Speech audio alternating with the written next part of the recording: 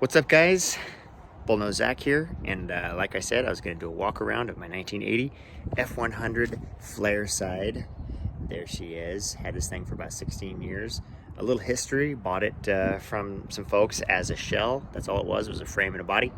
It had really nothing else, no motor, transmission. It did have some drivetrain, but it was the original 5-on-4.5 axles, which is the car pattern instead of the truck pattern, because it was a true F100. Manual brakes. This thing was stripped, had nothing.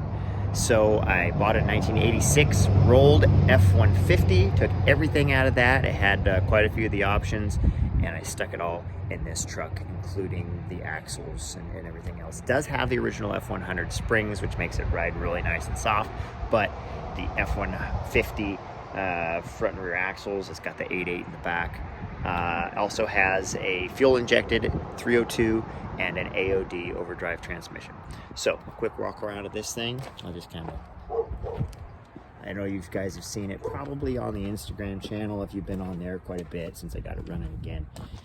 The original paint, mostly it's been spray painted, primer here and there, but I sanded it back off because I just like the patina of it.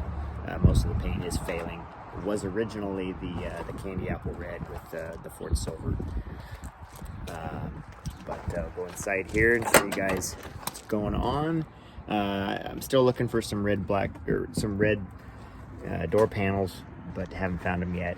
Here's the inside. It's got the original seat. Actually, hasn't been reupholstered. This is the 86 seat. I shouldn't say original. Aftermarket carpet from Dennis Carpenter, which they're not really selling anymore. I got this a few years ago, and I went to look again because somebody asked. They're not selling these carpet kits anymore, which is too bad. They're really good. The dash is actually in pretty good shape, but I got the cover on it. This I stole out of a parts Bronco that I got a while back. It's got the 1980 through 82 bezels, and I just kind of freshened them up with some silver. It does have the 86 with the overdrive indicator there. Non-tilt steering. I do have a tilt steering wheel to put in it though one of these days. But that's the inside. I did find this visor on a parts truck that I got, and I stuck it on there. It's kind of cool looking. Kind of went back and forth, but I think I will keep it on there. I still need to get the custom F100 emblems for this side of the fender. Wheels I'm not in love with, but they're just something that I had, and the tires are too new to be replacing right now. So, you know, I did get the FORD, the original 80 through 81 deals to put on because they were missing, because this is not the original hood. This came off of the wrecked truck because it was in better shape, actually. Got the tube grill, fairly nice bumper. And the bezels are all in good shape. They just need to be washed up. I'm in Eastern Oregon, so I do have some bare metal here that really hasn't rusted yet. I'm not too worried about that. Let me pop the hood, show you guys what's going on inside. So this is the third motor that this truck has had.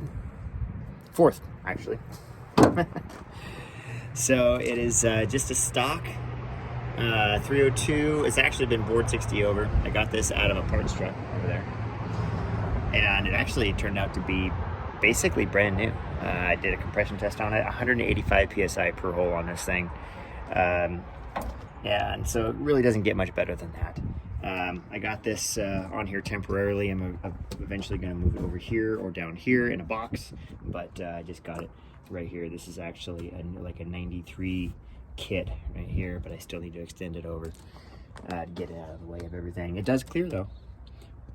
Motor runs really good. I'm really happy with it. Exhaust is just a MagnaFlow single 3-inch from the cap back, and runs really good.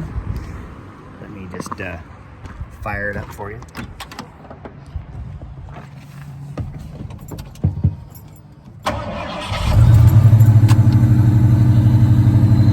That intake is sucking pretty hard because it's not in a box right now. I want to rectify that, but in my opinion it's better than the original. The original was a big box on top of the motor, and I'm not a big fan of that in 86, and that was an 86 only kind of a thing. So I want to update it to either a custom intake or go with the stock box from a newer one that just gets it out of the way of the motor. But go back here.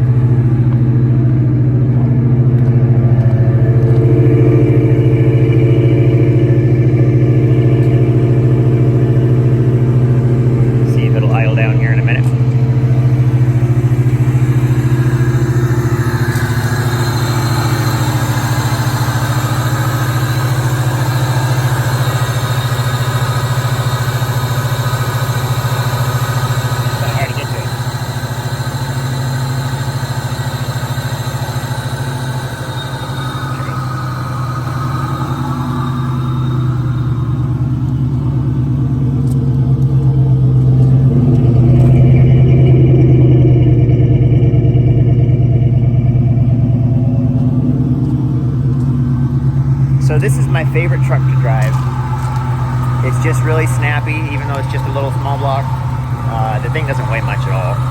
So that's what makes it the funnest to drive. The overdrive transmission is nice, especially with this fresh motor in it now. It actually uses overdrive. The motor that was in it before was just way too weak. And you get out on the freeway and it would hardly ever use overdrive. You get a little headwind and it would just, it wouldn't do it. This one actually has some horsepower and it'll actually hold overdrive. It's just 355 gears in the back.